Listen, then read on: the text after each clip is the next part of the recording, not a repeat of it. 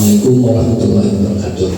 Alhamdulillah, wassalatu wassalamu ala rasulillah Sayyidina Muhammad bin Abdillah wa ala alihi wa sahbihi wa mawala amma ba'd. Yang terhormat Bapak Ketua, Bapak Wakil, segenap rekan-rekan, saya dari kemarin yang berusaha memilah apa materi yang pantas itu, karena pembicarakan didengarkan kalau sesuai reputasinya gitu. Jadi saya nggak nyari materi yang berisi pesan-pesan, yang minimal untuk tambahan informasi aja gitu ya, sifatnya informatif. Nabi Yusuf itu kan ketika dia menolak rayu atau godaan dari Zulaikha,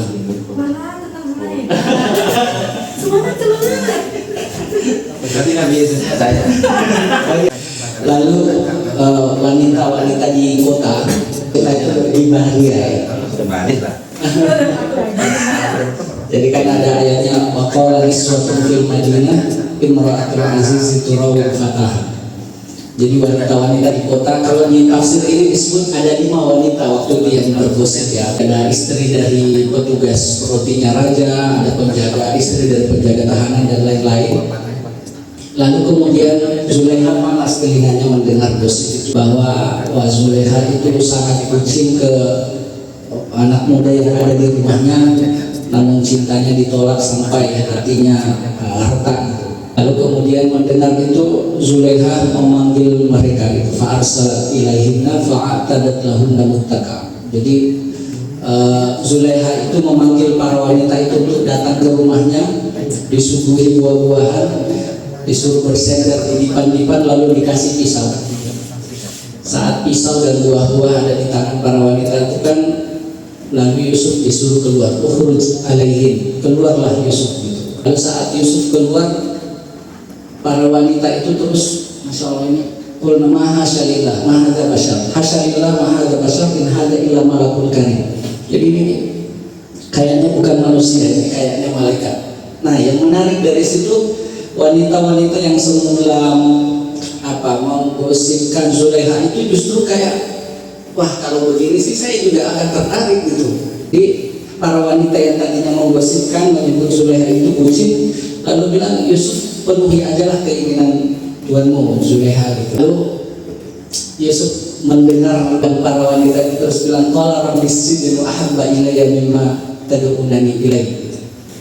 Tuhan, saya lebih suka penjara daripada apa yang para wanita ini bujuk rayukan atasku. Nah, poinnya sebenarnya yang ingin saya sampaikan kecil sekali, kejadian di penjara. Di penjara itulah Yusuf bertemu 2 orang mantan pelayan raja. Yang keduanya itu bermimpi ya, salah satunya bermimpi ini arani aksiru khamra gitu. Jadi dia bermimpi memeras anggur dan disajikan untuk raja.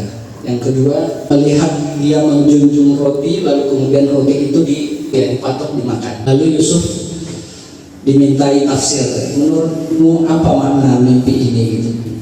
Kemudian Yusuf menafsirkan bahwa yang melihat dirinya memeras anggur dan menyuguhkannya ke raja akan bebas dari penjara dan kembali dipanggil melayani rajanya. Sedangkan yang menjunjung roti di kepalanya dan burung mematuknya itu akan dieksekusi mati. Dan kemudian saat salah satu pelayan ini akan dibebaskan, Yusuf itu menitipkan pesan, qaladzi dhanna annahu najim minhuma uzkurni inda rabbik. Nah, ini poinnya. Jadi Yusuf tuh nitip pesan kepada pelayan yang akan bebas itu, uzkurni inda rabbik. Kalau bahasa kita sekarang, bro tolong sodingkanlah namaku ke rajamu. Siapa tahu dengan itu terus saya bisa cepat dibebaskan dari penjara karena saya ini teraniaya. Jadi Yusuf menitipkan pesan pelayan raja supaya namanya disolding di depan raja gitu. Lalu ayat selanjutnya fa'ansahu syaitan. Ini pelayan yang sudah dibantu oleh Yusuf ditafsirkan mimpinya itu lupa, nggak menyampaikan ke raja gitu. Lalu falabitha fis sijni bid'a sinin. Lalu Yusuf setelah itu malah tambah lama di penjara.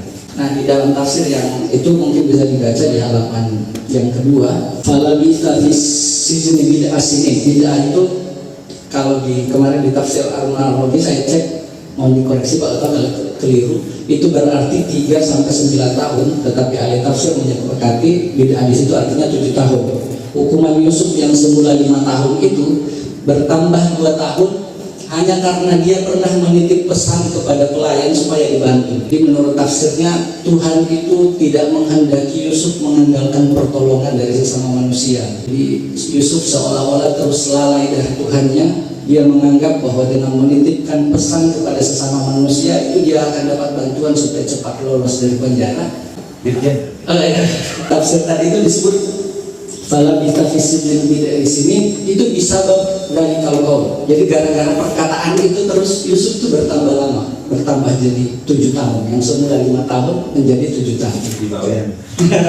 Itu poinnya yang ingin saya sampaikan, bahwa tentu wajar saja kita meminta bantuan ke sesama manusia. Tetapi ayat ini jelas pesannya bahwa ketergantungan kita kepada sesama itu tidak boleh mutlak. Karena Tuhan bisa jadi cemburu saat kita mengandalkan sesuatu selain Dia. Ini memang teguran kepada nabinya, tetapi tentu juga bisa menjadi petunjuk bagi kita. Dua juga ada seorang nabi ada kalanya melakukan ghaflah, kalau di tafsir ini disebut kelalaian yang kecil gitu. Memang untuk level beliau yang begitu ya tidak boleh. Untuk orang-orang khusus kita juga mungkin tidak pas begitu. Walaupun kita meminta bantuan ke sesama, tetap harus ada keyakinan di hati bahwa yang membantu itu hakikatnya adalah Tuhan. Nah ini mungkin kelihatan remeh, tetapi dalam itu dari perspektif tauhid misalnya, ya itu menjadi sangat penting. Kalau kita sedikit aja ada keyakinan bahwa ada yang bisa membantu selain Tuhan, ya itu akan merusak bangunan tauhid kita. Assalamualaikum warahmatullahi wabarakatuh.